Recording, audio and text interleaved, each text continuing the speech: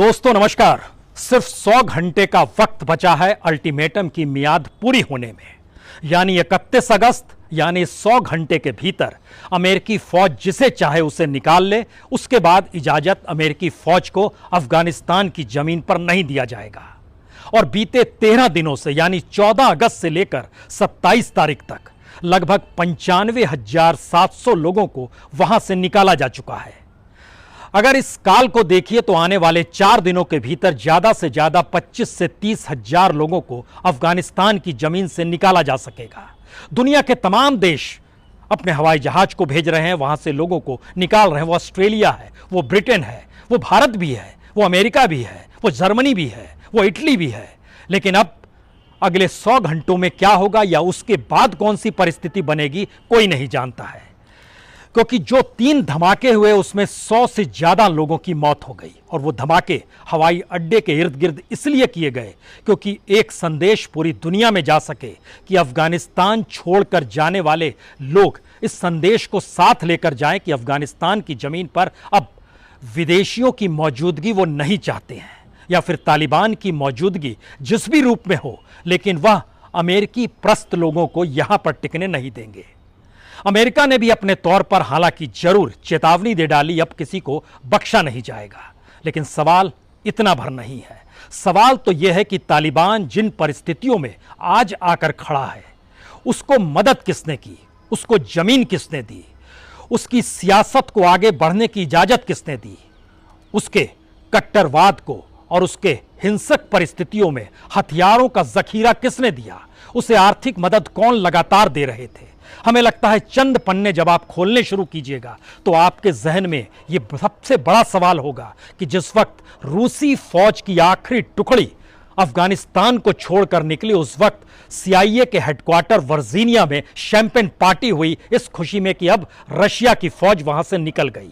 और जब अमेरिका की फौज अफगानिस्तान की जमीन को छोड़ने पर सहमति जताती है, उसी वक्त रशिया के सेना के भीतर भी जश्न होता है। और रशिया की सूची में जो तालिबान कल तक अंतर्राष्ट्रीय टेररिज्म के दायरे में आता था, वह उस सूची से हटा दिया जाता है। ये सिर्फ कौन सी परिस्थितियां हैं, क्योंकि जब आप समझौता कर मदद करने वाले देशों को देखना शुरू करेंगे तो रशिया की फौज की मौजूदगी में अमेरिका, पाकिस्तान, चाइना, ईरान, सऊदी अरब, संयुक्त अरब अमीरात, ये तमाम 7 देश जो हैं आपको मदद करते हुए दिखाई देंगे तालिबान के एक वक्त के मुजाहिदीन से तालिबान तक का सफर। और उन परिस्थितियों में आर्थिक मदद इन्हीं देशों ने दी है, हथियार का जखीरा इन्हीं देशों ने दिया है। और जब अमेरिकी फौज अफगानिस्तान के भीतर आती है तो एक चेहरा बदलता है। अमेरिका की जगह वहां आकर रशिया खड़ा हो जाता है। और वही देश है, रशिया है, पाकिस्तान है, चाइना है, ईरान है, सऊदी अरब है, UAE है, ये तमाम देश अपने तौर पर मदद करते हैं। ये परिस्थितियां बतलाती क्या, और आज की तारीख में जब अफगानिस्तान के तालिबान के साथ कोई समझौता नहीं कर रहा है, लेकिन उसको कोई खारिज भी नहीं कर रहा है इन तमाम देशों के साथ, तो इसके मतलब मायने क्या है? क्या ये अंतर्राष्ट्रीय तौर पर संबंधों को लेकर एक नए युद्ध का ऐलान है अफगानिस्तान के मद्देनजर? और अफगानिस्तान के भीतर तालिबान की मौजूदगी खुले तौर पर क्या यही दिखलाती है कि दरअसल अफगानिस्तान के समाधान के लिए ना तो रशिया आया था, ना अमेरिका आया, और रशिया से पहले ब्रिटेन भी 3 बार वहां पर आया था। 1839, 1880, 1990, 3 बार उसने कोशिश की, लेकिन तीनों बार वो सफल नहीं हो पाया।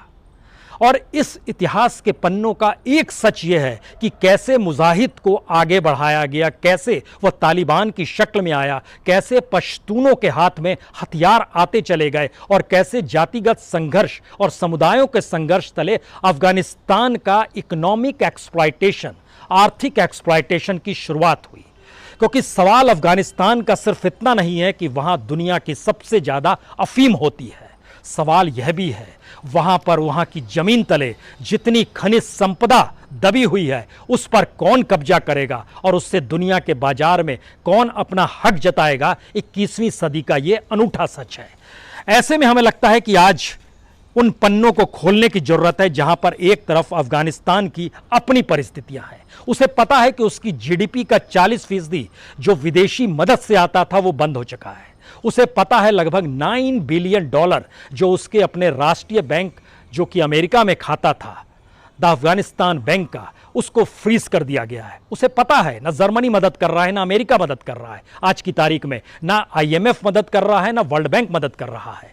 उसे पता है कि उसके यहां सूखा भी पड़ा है, उसे पता है यहां की गरीबी, मुफलिसी, और उसे पता है पूरी अर्थव्यवस्था ठप हो गई है, पूरा बैंकिंग सिस्टम ठप हो गया है, एटीएम कोई मायने नहीं रखता है, अफगानिस्तान की करेंसी का कोई मतलब नहीं है और डॉलर की आवाजाही बंद हो चली है। इन सब के बीच में जो देश उसके इर्द गिर्द खड़े हैं और जो इस वक्त कूटनीतिक ना कहें बल्कि आर्थिक समझौतों के मद्देनजर खड़े हैं और शायद राजनीतिक तौर पर अंतर्राष्ट्रीय सौदेबाजी में जो अपना हक चाहते हैं, उसमें चीन भी है, उसमें पाकिस्तान भी है, उसमें रशिया भी है, उसमें सऊदी अरब भी है और उसमें अपने तौर पर ईरान भी खड़ा है। ये वही ईरान है जिसके 8 राजनयिक की हत्या 1998 में कर दी गई थी और ये जानता है कि शिया सुन्नी का भी झगड़ा है, लेकिन मौजूदा वक्त का सच यही है कि शिया सुन्नी मायने नहीं रखते हैं, आर्थिक परिस्थितियां मायने रखती है, क्योंकि ईरान पर भी अमेरिका ने प्रतिबंध लगा रखा है और जो भी अमेरिका के साथ है वो ईरान के साथ आर्थिक तौर पर कोई व्यवसाय नहीं करेगा, यह भी हर कोई जानता है। तो ऐसे में ईरान भी क्या करेगा? यानी टकराव की परिस्थितियों में एक जगह आपको यूक्रेन को भी देखना पड़ेगा, जो कि रशिया के ठीक विरोध में खड़ा है। उस यूक्रेन को मदद करने के लिए जर्मनी भी है और अमेरिका भी है। यानी इस पूरे इलाके के भीतर में तमाम देशों का जिक्र करते हुए जैसे ही हम भारत का नाम लेंगे, आपके जहन में यह सवाल आएगा, भारत ही एकमात्र देश है जिसने अफगानिस्तान के इंफ्रास्ट्रक्चर को लेकर, डैम, सड़क, स्कूल, इन सब लेकर पैसा लगाया, $3 बिलियन से ज्यादा का लगाया। वो चाहता था कि नवनिर्माण हो अफगानिस्तान का, लेकिन भारत आज कहीं नहीं टिक पा रहा है। हालांकि सुरक्षा परिषद की चेयरमैनशिप भी भारत के पास है, भारत के प्रधानमंत्री 1 महीने के लिए चेयरमैन है उसके, लेकिन उसके बावजूद भी ध्यान दीजिए, G7 की बैठक में एक आवाज गूंजती है, भारत को भी इस बैठक में बुलाना चाहिए, लेकिन कोई ध्यान नहीं देता है। अंतर्राष्ट्रीय तौर पर हर देश की अपनी जरूरत अफगानिस्तान और तालिबान को लेकर अपने लिहाज से रही है। शायद इसीलिए जब आज अफगानिस्तान की अपनी हालत नाजुक है तो हमें लगता है कि आज उन पन्नों को खोलिए जिससे आप समझ पाएंगे कि दरअसल ये किसी भी देश के लिए अफगानिस्तान का मतलब है क्या। अमेरिकी फौज जब अफगानिस्तान में 20 साल तक रही तो उसने लगभग $1100 बिलियन वहां पर खर्च किया और उसमें से लगभग 80% सिर्फ अपनी सेना पर खर्च किया और सिर्फ 2% वहां के इंफ्रास्ट्रक्चर पर खर्च किया। आप जानना चाहते हैं कितनी बड़ी तादाद में वहां पर पैसा खर्च किया गया? दरअसल $1100 बिलियन का मतलब एक लिहाज से भारत की पूरी जीडीपी उसमें समा जाएगी। इतना पैसा 20 साल में खर्च किया गया, यह एक फैक्ट है। लेकिन इसके आगे की परिस्थिति को आप देखिए, अमेरिकी फौज पर 60 लाख करोड़ रुपया खर्च किया गया, अफगान के फौज पर लगभग 6,15,000 करोड़ रुपया खर्च किया गया, लगभग अफगान की जनता पर जो पूरा खर्च हुआ वो 9,68,000 का है। ड्रग्स के खिलाफ लगभग 74,175 करोड़ रुपए खर्च किए गए।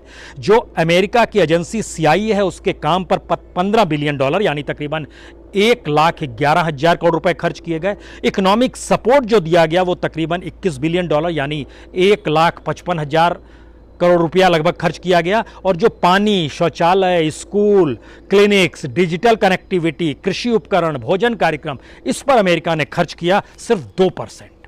सवाल इसके आगे का ये हो चला है कि अगर आप ध्यान दीजिए तो बार बार इस बात का जिक्र होता है कि तालिबान ने हमेशा जिन माध्यमों से कमाया है उन माध्यमों के जरिए उसके पास आकूत पैसा आते रहा।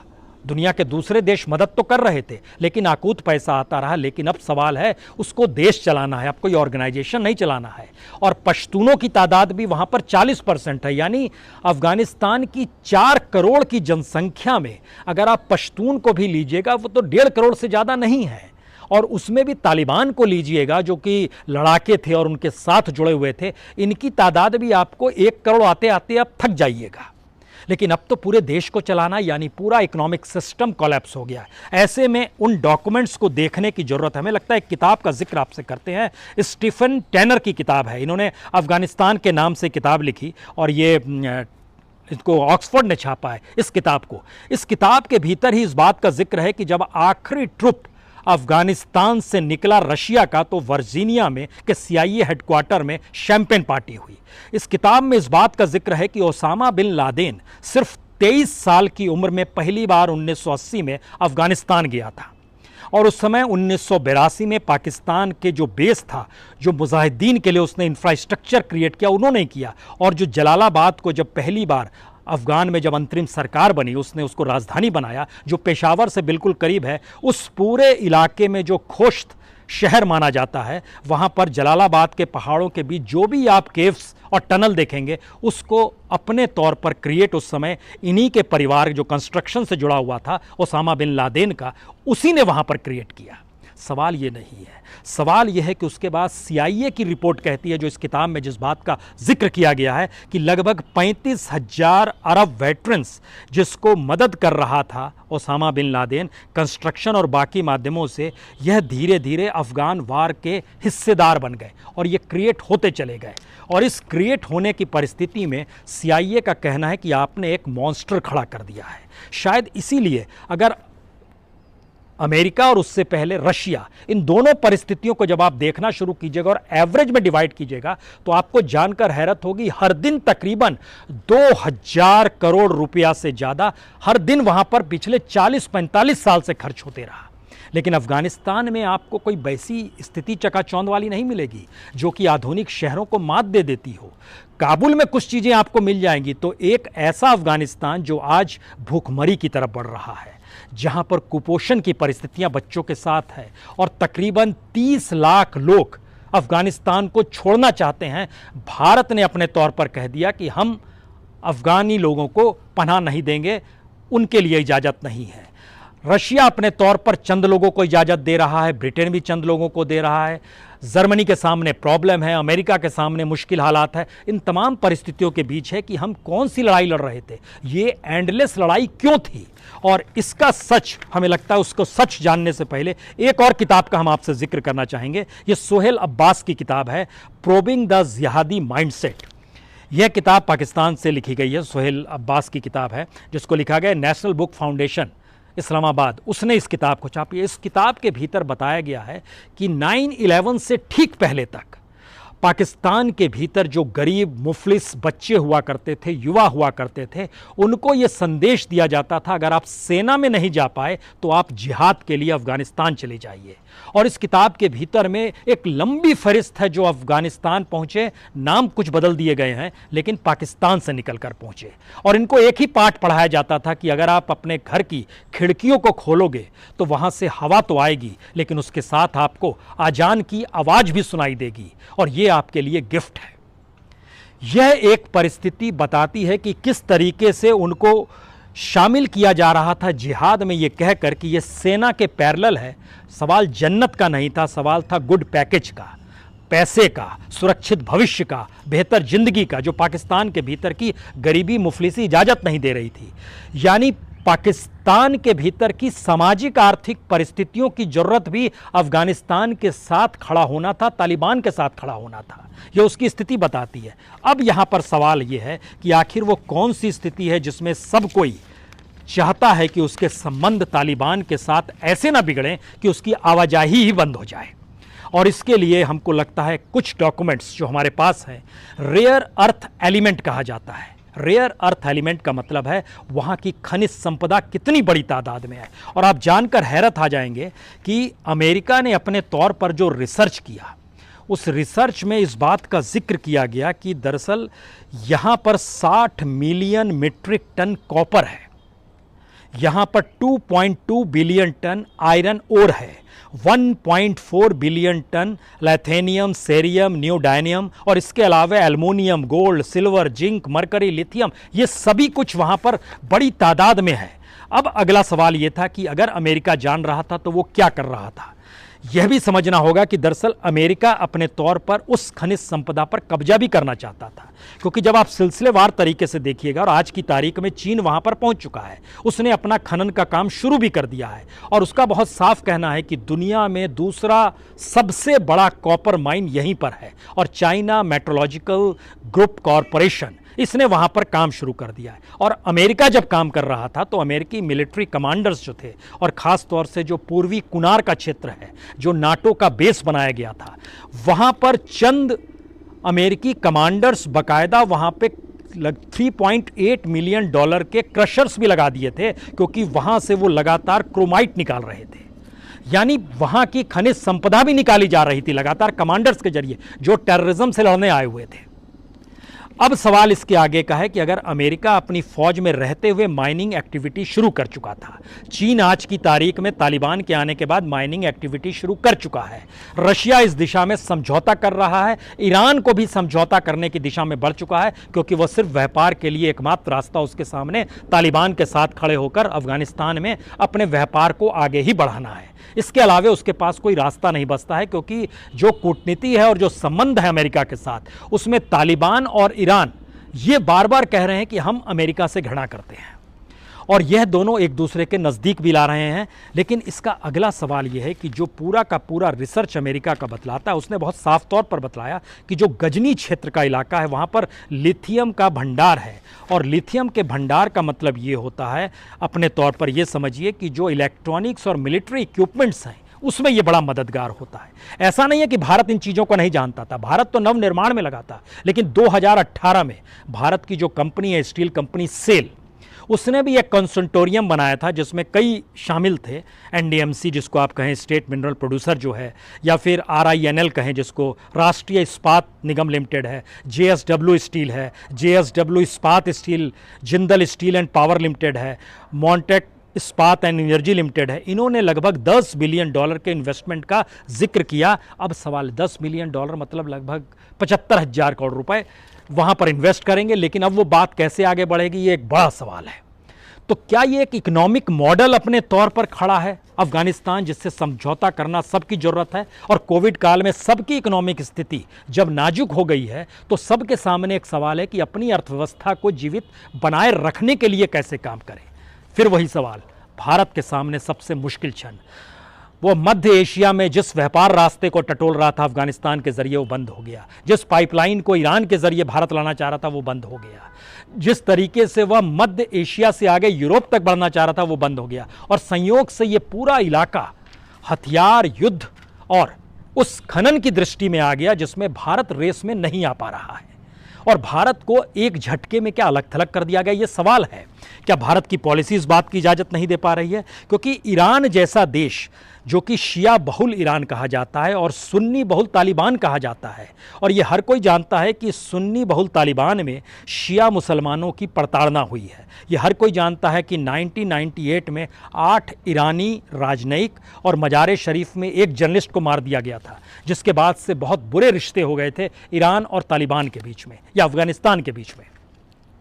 लेकिन आज की तारीख में आर्थिक मसलों को लेकर दोनों दोस्त हैं, और जिस दौर में फौज लड़ रही थी अमेरिका के, उस दौर में तालिबान को आर्थिक तौर पर मदद करने वाला संयुक्त अरब अमीरात भी था, सऊदी अरब भी था, चीन भी था, रशिया भी था, पाकिस्तान भी था। ये सारे देशों का जब हम नाम ले रहे हैं तो खड़ा किसने किया और किस रूप में किया, और आज आप उसको लेकर बेचैनी महसूस सिर्फ दुनिया को करा रहे हैं या अपने हितों को देखने की परिस्थिति में आ रहे हैं? क्योंकि अमेरिका की तरफ से कहा गया हमारे 13 सैनिक मारे गए, हम छोड़ेंगे नहीं। ये अमेरिका की अपने लोगों को बताने की भी ज़रूरत है। लेकिन अंतर्राष्ट्रीय तौर पर अगर इन परिस्थितियों को देखें तो अगर आप दुनिया के वाकई सबसे बड़े एक रईस देश हैं और डेमोक्रेसी को जिंदा रखना चाहते हैं, तो तालिबान तो इसे रखना नहीं चाहता है।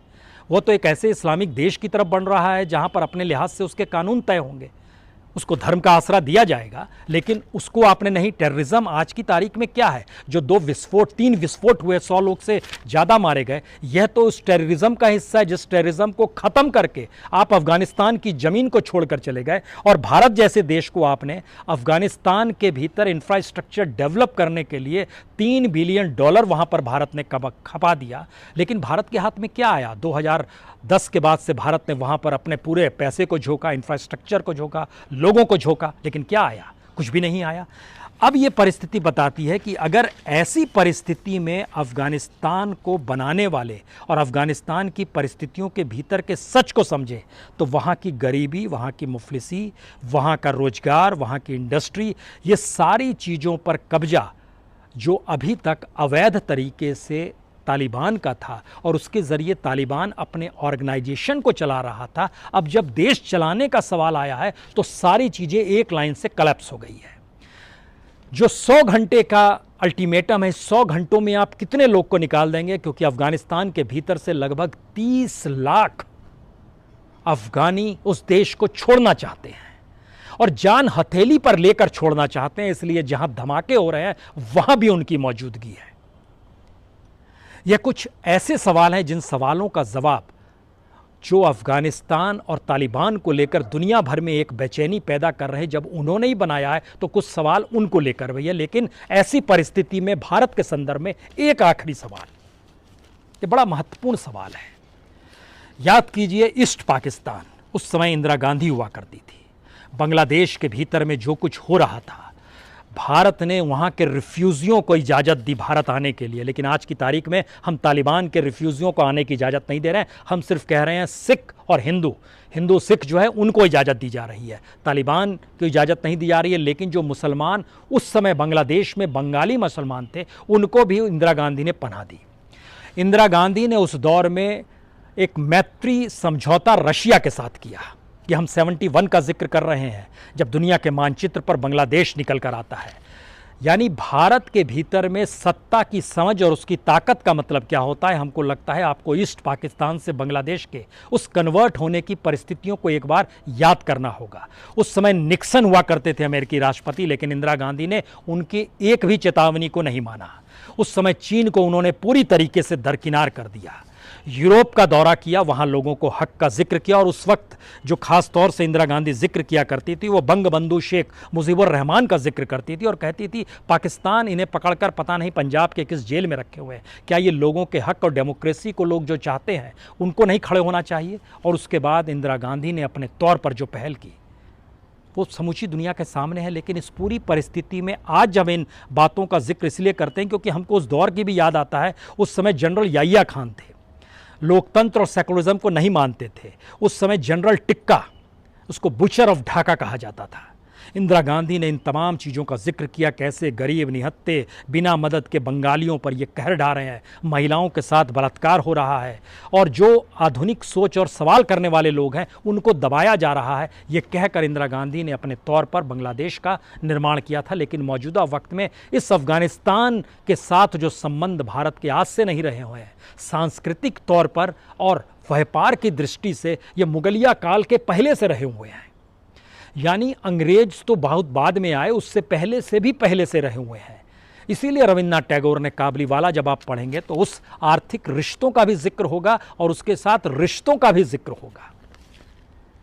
लेकिन आज भारत कहीं नहीं है, लेकिन दुनिया के वो तमाम देश जिन्होंने तालिबान को खड़ा किया, तालिबान को जगह दी, स्पेस दी, आज उन्हीं देश के भीतर इस बात को लेकर बेचैनी है कि किस रूप में तालिबान को अब ख़त्म किया जाए। और तालिबान के साथ गठबंधन कर वहाँ की आर्थिक परिस्थितियों के दोहन करने के लिए भी वही देश अपने तौर पर तैयार हैं। समझना तो होगा पूरी दुनिया को, क्योंकि सवाल ये नहीं है कि एक तालिबान दुनिया के मानचित्र पर हर कोई अलग दृष्टि से देखना शुरू करे। यह सवाल तो इराक को लेकर भी आया था, सीरिया को लेकर आया था, यमन को लेकर आया था, पिछले दिनों ईरान को लेकर भी ये सवाल खड़े हो रहे थे।